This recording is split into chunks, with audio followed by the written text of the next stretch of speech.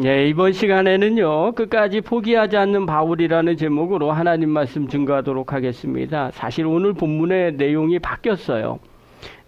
원래 준비했던 본문이 있었거든요. 그런데 어린이 주일이라고 특별히 어린이부 설교를 하라는 거예요.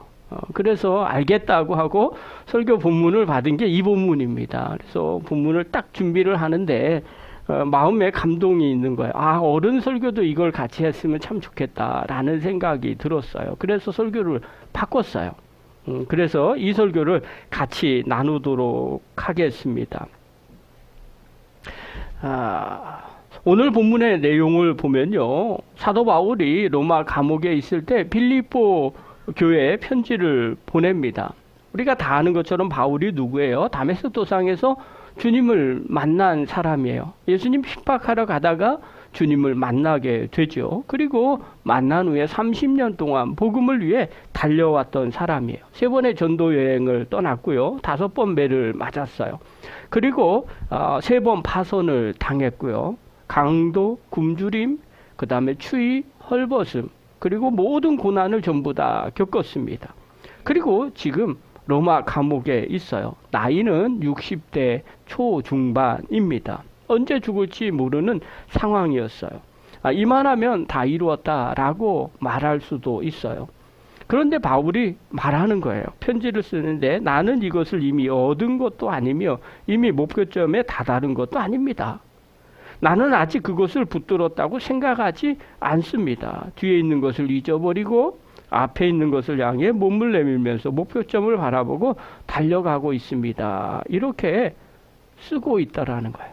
육체는 감옥에 갇힌 노인이었는데 아직도 자기는 달리고 있다고 말하는 거예요. 한마디로 말하면 끝까지 포기하지 않겠다는 거예요. 이게 오늘 본문의 내용입니다. 제가 이 본문을 묵상하면서 그런 생각이 들었어요. 아하, 이건 어른들이 들어야 할 예배구나, 말씀이구나 하는 생각이 들었어요. 또 하나요. 바울이 입장에서 보면요, 우리가 보기에 지금 되게 명예도 있고요, 괜찮은 분입니다. 사도라는 명예도 있고요, 세계 곳곳에서 복음을 증거했어요. 교회도 세웠어요. 또 신학적으로 아주 뛰어난 사람입니다. 바울이라고 얘기하면 사람들이 전부 다 존경에 마지 않는 사람이었어요. 그러면 이 정도 됐으면 포기할 만도 한 거죠. 내가 누군지 자랑할 만도 합니다. 그런데 바울은 그렇게 말하지 않았어요. 아직 멀었다고 얘기합니다. 아직 잡지 못했다고 해요. 그리고 지금도 달려가고 있다고 말하는 거예요. 왜 이렇게 말할까? 또 바울이 어떤 생각을 가지고 말을 할까? 왜 이렇게 끝까지 달려간다고 이야기를 할까? 말씀을 묵상하다가 받은 은혜가 있었어요. 오늘은 그거를 좀 같이 나누도록 하겠습니다. 여러분 달리기 하면 마라톤을 전부 다 생각합니다. 마라톤 전부 다 보셨죠? 42.19km를 달립니다. 이게 사람이 뛸 수 있는 한계치라고 이야기를 해요. 그런데 마라톤 선수들이 가장 두려워하는 구간이 어디냐? 마의 30km라고 말합니다. 출발점도 아니고요, 끝이라고 이야기를 하는 거예요. 오히려 한 중간 넘어서 3분의 2 지점에 다다르면 이때 사람들이 마의 구간이라고 말해요. 많은 사람들이 이때 여기서 대부분 포기한다는 거예요. 이유가 있어요. 30km까지 오는 동안에 우리 몸 안에 글리코겐이라는 것이 다 소진이 됩니다. 그때부터는 어떤 일이 벌어지냐? 천근만근 근육이 무거워지기 시작합니다. 심장은요, 터질 것 같습니다. 그리고 제일 중요한 건요, 마음이 무너지는 거예요. 이 정도까지 왔으면 더는 못해. 이 정도면 포기해도 돼. 왜요? 30km 정도 됐으면 이 정도, 그 정도까지만 뛰어도 괜찮다고 마음이 생각을 하는 거예요. 그래서 이 마음의 소리가 다리를 멈추게 합니다. 몸을 멈추게 하는 거죠. 여러분, 몸이 먼저 무너지는 게 아닙니다. 실상은 마음이 먼저 무너집니다. 그래서요, 심리학에 보면 결승전 효과라는 게 있습니다. 사람은요, 목표가 가까워지면 가까워질수록 더 강력하게 추진력을 발휘한다는 이론이에요. 그런데 이와 반대되는 이론도 있어요. 중간 이탈 효과라는 이론이에요. 이건 중간쯤에 많이 포기한다는 걸 의미합니다. 왜 이렇게 이야기할까요? 시작은요, 누구나 다 의욕이 있어요. 누구나 다 열심히 합니다. 끝은요, 결승점이 보입니다. 그래서 누구나 끝까지 눈에 보이면 달려갑니다. 그런데 중간은 어때요? 이건 애매모호한 거예요. 시작도 아니고 결승점도 보이지 않는 겁니다. 막막한 구간이에요. 얼마큼 더 뛰어야 될지도 모르는 거예요. 그래서 자기도 모르게 포기하고 싶어지더라는 거예요. 여러분, 우리의 신앙도 비슷합니다. 처음에 예수 믿었을 때는요, 뜨겁습니다. 그래서 처음 은혜 받는 사람 옆에는 가지 마시기 바랍니다. 가면 돼요. 뭐 갖고 되는지 압니까? 말로 되어요. 아니, 왜 기도를 안 하세요? 왜 말씀을 안 보세요? 왜 복음을 전하지 않으세요? 처음에는요, 그렇게 말합니다. 그래서요, 계속 뭐라고 얘기합니다. 가까이 가지 마세요. 시간이 지나서 식어지면 그때 압니다. 아, 그런 거구나. 깨닫게 됩니다. 처음 예수 믿을 때요, 처음 은혜 받을 때는요, 얼마나 감사한지 몰라요. 그런데 시간이 지나서 중간쯤 가면요, 자기도 모르게 무뎌집니다. 이 정도면 됐지. 나도 그때 있었어. 그런 일들을 했었었어. 이런 생각이 듭니다. 그래서 자기도 모르게 마음이 무너지고 포기할 때가 있어요. 여러분, 우리나라 피겨 선수 중에 가장 이름이 알려진 선수가 김연아 선수입니다. 2010년에 벌써 2010년이 됐어요. 16년이나 지났어요. 밴쿠버 동계올림픽 금메달리스트입니다. 얼마나 잘하는지 몰라요. 요즘 제가 어저께 TV를 봤는데 광고에도 나와요. 재민아이가 발레로 이렇게 동영상을 만들었어요. 아예 자막에 떠 있더라고요. 그래서 김연아 선수가 발레리나로 그렇게 춤을 추는 광고가 뜹니다. 얼마나 유명하면 지금까지 그래요. 그런데요, 이 김연아 선수가 인터뷰에서 한 말이 있어요. 결승전 앞에 두고 막 스트레칭을 하고 있는 거예요. 그런데 그때 스트레칭 할 때 무슨 생각을 하세요? 그래요. 그러니까 국가대표 선수가 무슨 생각을 하겠어요? 뭐 국가의 명예를 위해서 생각한다, 아니면 뭐 부모님이 애쓰고 수고한 거 생각한다, 내가 지금까지 헌신한 거, 수고한 거 이번에 잘해야지, 뭐 이런 생각을 할 줄 알았어요. 그런데 김연아 선수가 인터뷰에 이렇게 말을 했어요. 뭐라고 그랬어요? 무슨 생각하세요? 그러니까 무슨 생각을 해? 그냥 하는 거지. 충격을 받았어요. 여러분, 무슨 생각을 해? 그냥 하는 거라는 거예요. 결승전까지 금메달 딸 때까지 연습하는 거거든요. 근데 어떻게 해요? 그냥 하는 거예요. 의미를 묻지도 않아요. 결과를 계산하지도 않아요. 그냥 매일 그 자리에서 자기 일을 하는 거예요. 어디까지요? 메달 딸 때까지요. 그래서 자기는요, 이 밴쿠버가 그 메달을 따면 끝이라고 생각했다는 거예요. 여러분, 하루에 김연아 선수가 점프를 얼마큼 했는지 압니까? 100번 넘게 빙판에 넘어지더라는 거예요. 엉덩이가 시퍼렇게 멍드는데도 계속 하는 거라는 거예요. 그냥 하는 거예요. 그걸 10년 넘게 했어요. 이게 챔피언의 모습이라는 거예요. 이만하면 됐다, 뭐 이런 게 없어요. 그냥 한다는 거예요. 목표점까지 그냥 하는 거예요. 여러분, 우리 인생도 마찬가지예요. 바울은요, 어떻게 인생을 살았는지 압니까? 그냥 주님 앞에 서는 날까지 그냥 하는 거예요. 오늘 먼저 12절 한번 봅시다. 우리 한번 읽겠습니다. 시작. 나는 이것을 이미 얻은 것도 아니며 이미 목표점에 다다른 것도 아닙니다. 그리스도 예수께서 나를 사로잡으셨으므로 나는 그것을 붙들려고 쫓아가고 있습니다. 바울이요, 자기에게 뭐라 그랬냐? 나는 사로잡혔다는 거예요. 나는 예수님께 사로잡혔다는 거예요. 이 사로잡혔다라는 이 단어가요, 무슨 뜻을 갖고 있냐면요, 그냥 단순히 잡다라는 뜻이 아니에요. 사냥꾼이 짐승을 잡듯이 도망갈 수 없게 완전히 움켜쥐는 거예요. 그러니까 어떻게 생각하냐면요. 하나님이 나를 아주 그냥 그렇게 꽉 사로잡았다는 거예요. 생각을 해보세요. 우리 바울이 누구예요? 다메섹에 가던 그 길에서 그리스도인들을 잡아 죽이려고 살기 등등했던 사람이에요. 그가 예수 믿는 사람을 잡으려고 갔는데 바울은 고백하는 거예요. 그 자리에서 주님이 나를 그렇게 사로잡았다는 거예요. 빛이 비치고 음성이 들리고요. 땅에 엎드려졌어요. 이날 이후부터는 내 인생은 내 인생이 아니라는 거예요. 바울은요, 이걸 평생 잊지 않았어요. 주님이 나를 아주 꽉 사로잡아서 나는 이제 내 인생을 사는 게 아닙니다. 나는 잡힌 사람입니다. 주님 앞에 사로잡힌 사람입니다. 내가 사는 게 아니라 주님이 나를 이끌고 가시는 겁니다. 여러분, 이게요, 바울이 끝까지 달릴 수 있었던 비결이에요. 그는요, 자기가 달린다고 생각하지 않은 거예요.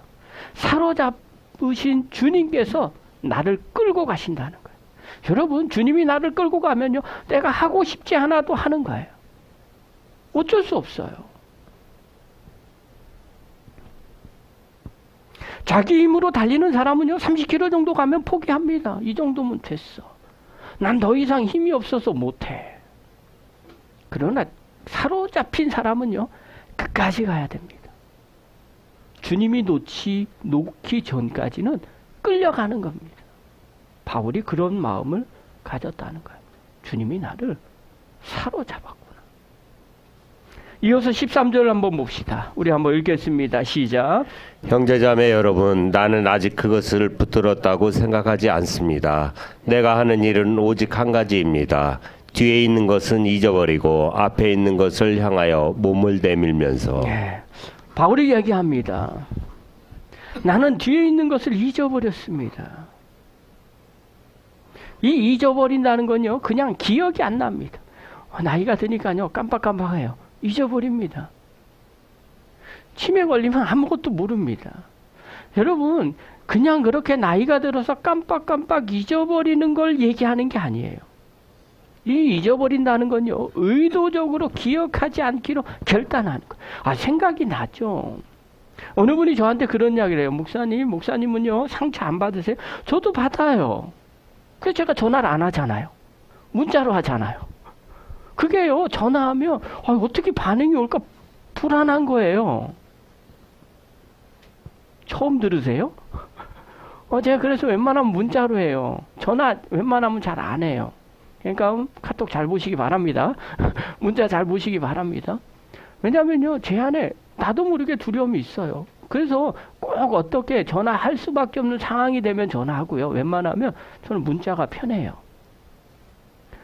저에게 안 좋게 하는 사람이 왜 없어요? 저도요, 행정감리사 하면서 아마 이런저런 분들 봤잖아요.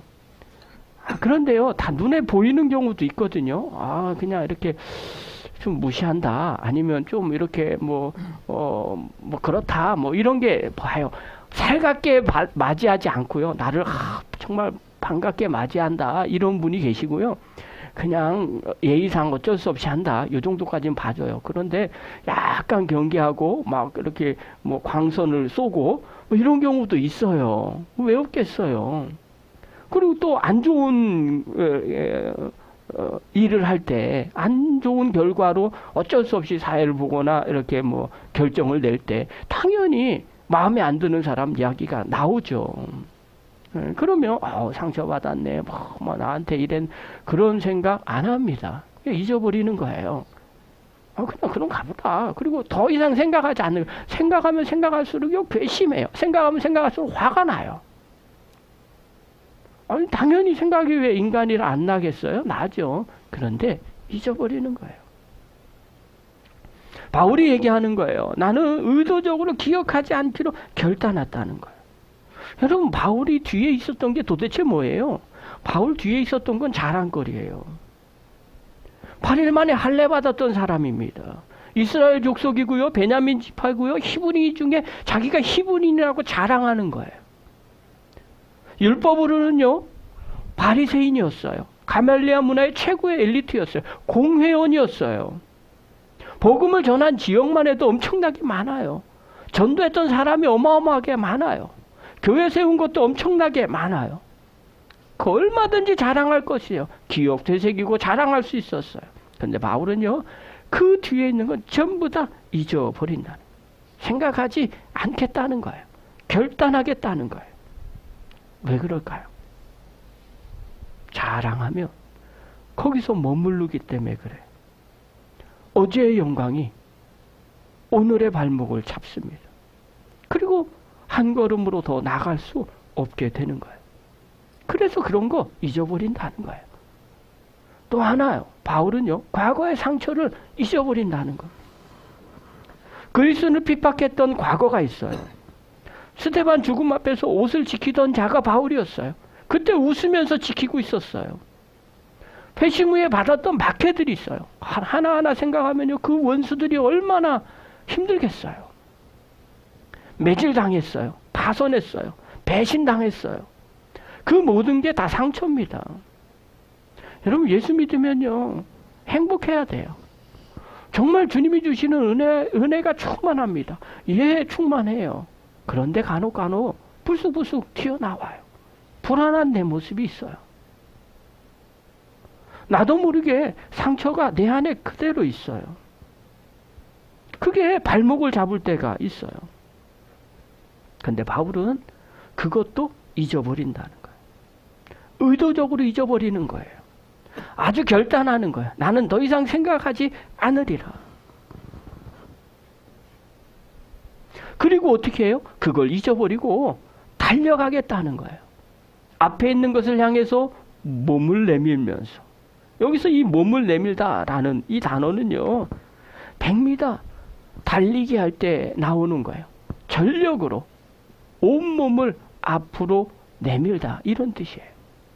그래서 몸을 내밀다는 거예요. 영상을 볼게요. 이미지를 보면 이거예요. 가슴을요, 몸을 어떻게 해요? 결승전이 다가오면 사람들이 자기도 모르게 머리를 숙이면서 가슴을 들이밉니다.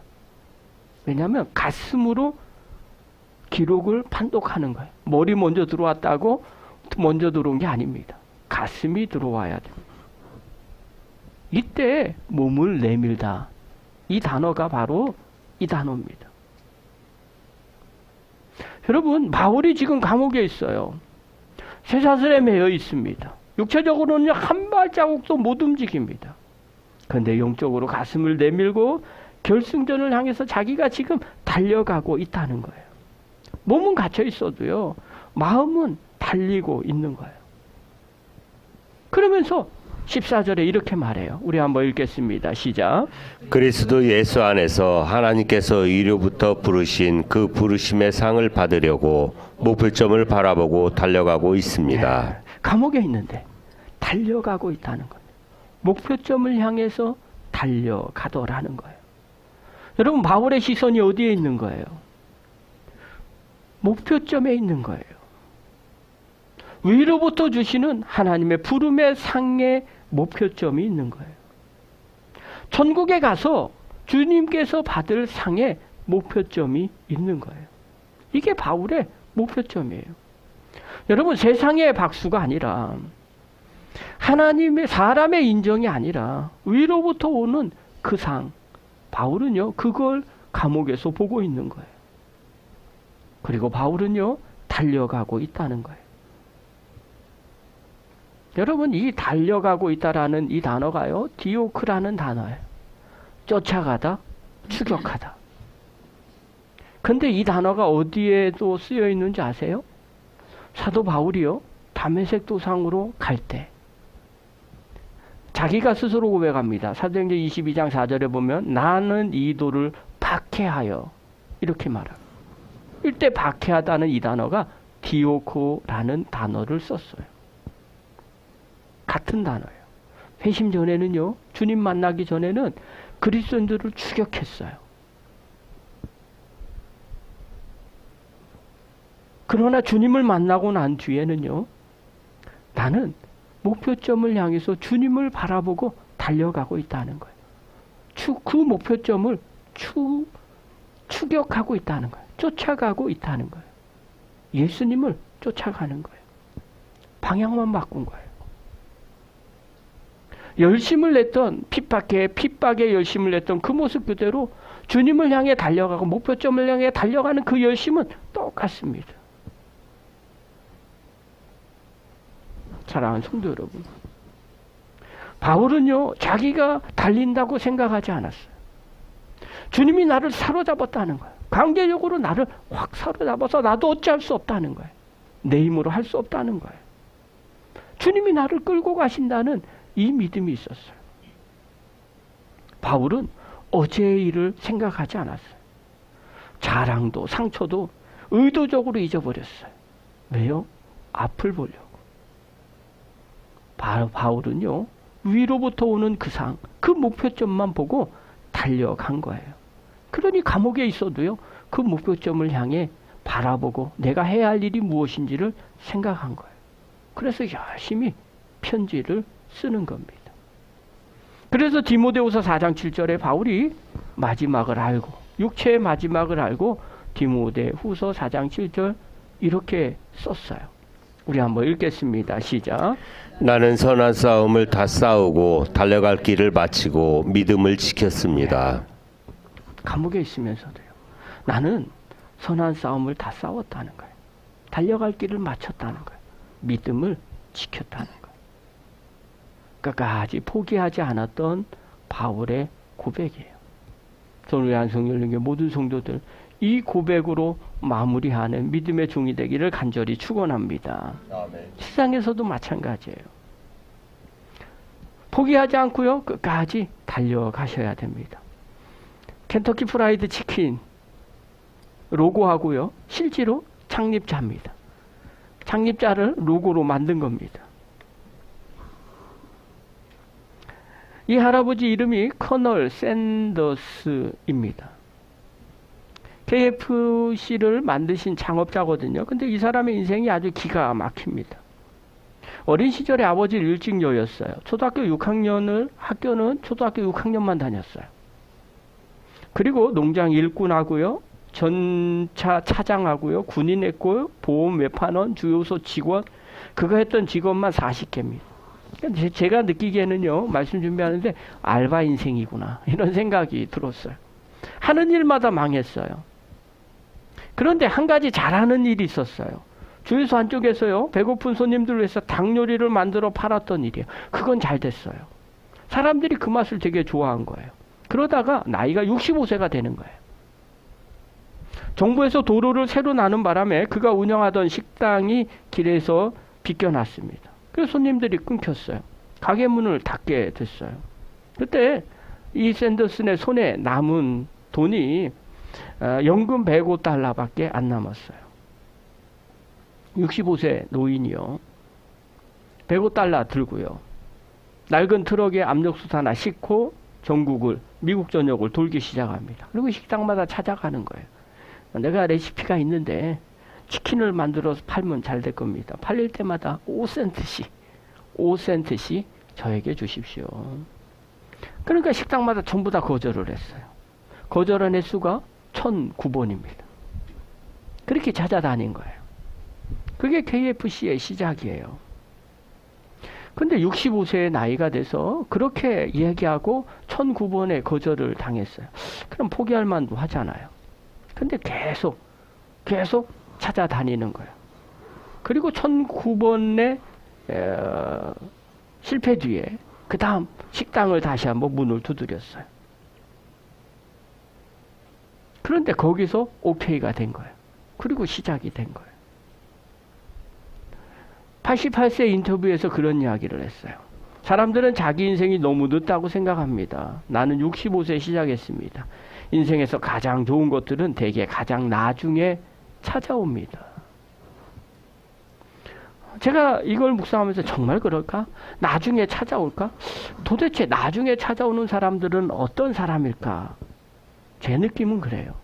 끝까지 달리는 사람이겠구나 하는 생각이 들었어요. 바울도요. 60세 감옥에 있었어요. 그런데도 감옥에 있었을 초창기에는요. 난 아직도 달려간다고 얘기했어요.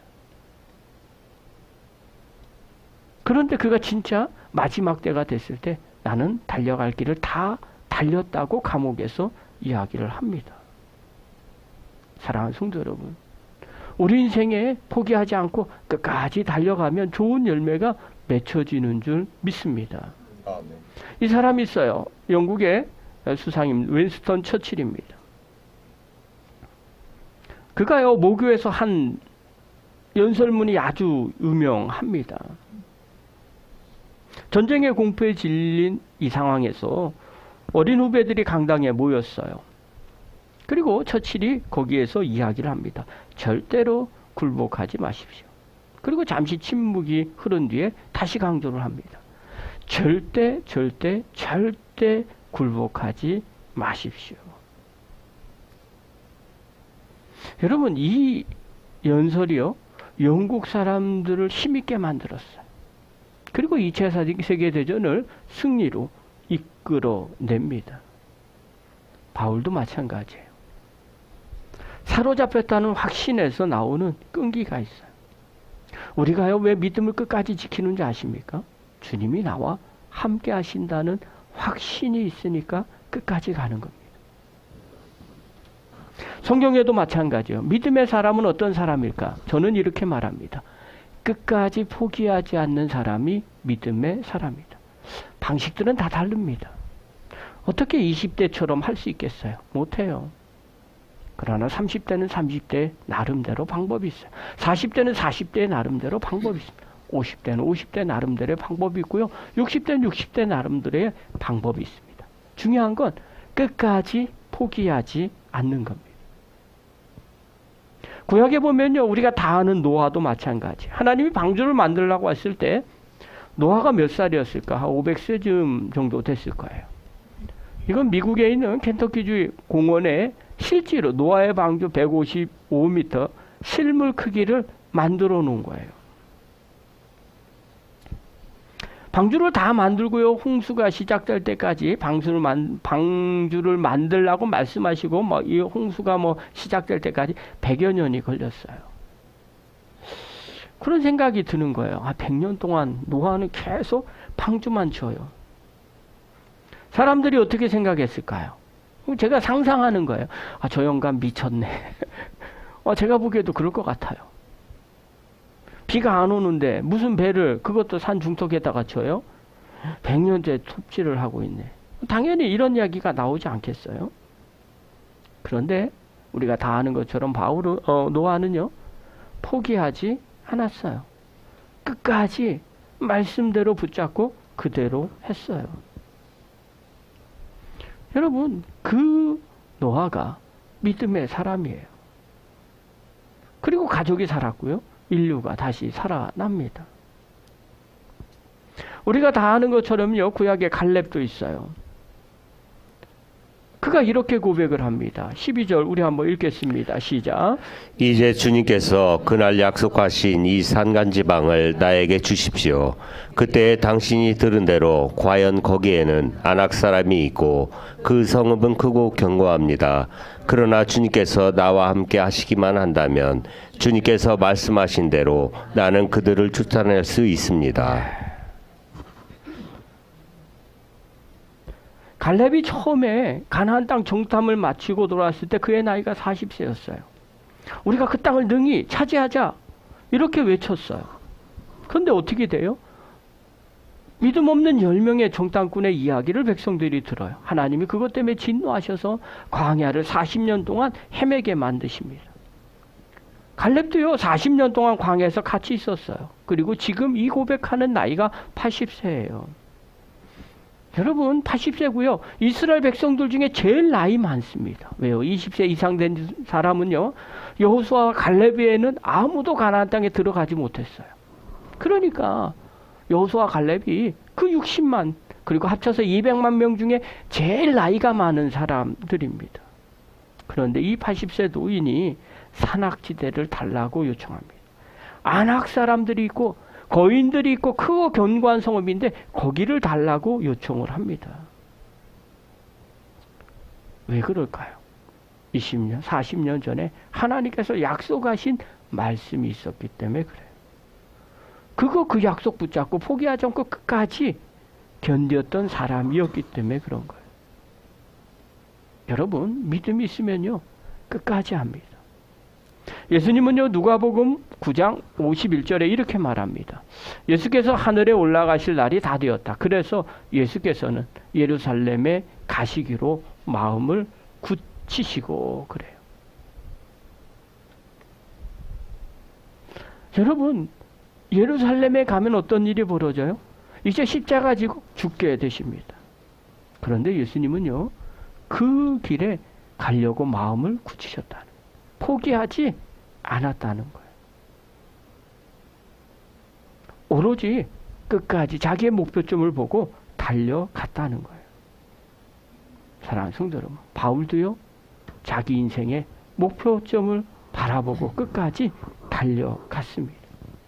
포기하지 않고 그 길을 달려갔어요. 교회 안에서도 마찬가지예요. 믿음이 있다면 포기하지 않고 끝까지 달려갑니다. 우리가 잘 아는 손양원 목사님, 이 사진은요, 1939년에 7월 애양원 부임에 찍은 기념사진이에요. 이렇게 얘기하면 누가 손양원 목사님이에요? 이렇게 검은 두루마기를 입은, 사진으로 보면 왼쪽에 있는, 끝에 있는 분이 손양원 목사입니다.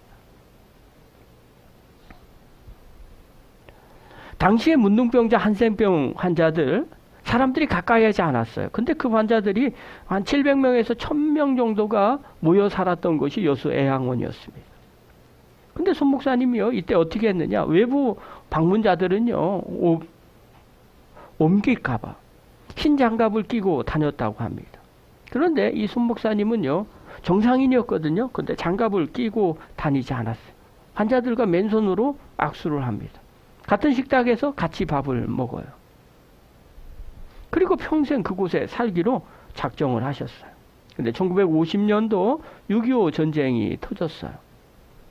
북한군이 파죽지세로 남쪽으로 내려옵니다. 사람들이 다 짐을 쌌어요. 이때 손 목사님이요, 가족들만 피난을 보냈어요. 본인은 애양원에 계속 남았어요. 주변 사람들이 만류했어요. 목사님 빨리 피하셔야 됩니다. 여기 있다가는 죽습니다. 심지어는요, 한센병 환자들도 사정을 했답니다. 목사님이라도 가십시오. 우리 때문에 돌아가시면 안 됩니다. 이때 손 목사님이 뭐라고 말씀하셨는가? 세상에 피난처가 어디 있느냐? 우리의 피난처는 오직 주님 품뿐이다. 나마저 도망가면 누가 이 환자들의 벗이 되겠느냐?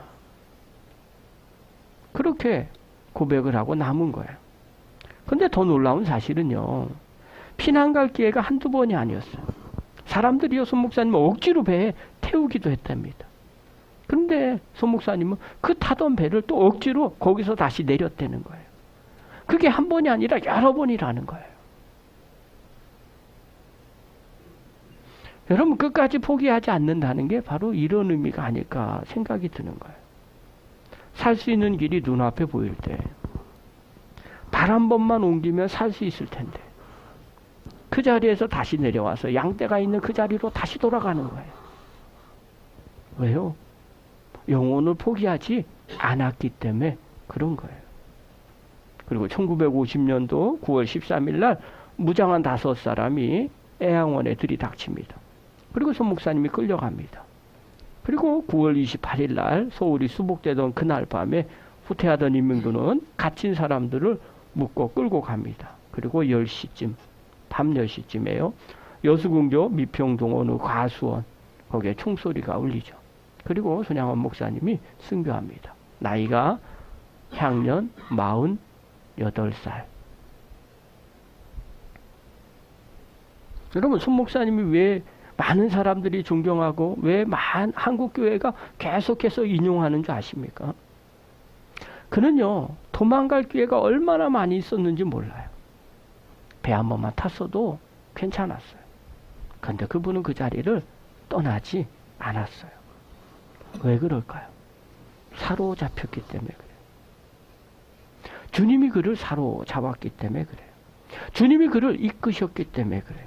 그래서 그 자리를 지킬 수가 있었던 거예요. 사랑하는 성도 여러분, 어린이 주일을 맞이해서 우리가 기억해야 될 게 바로 이겁니다.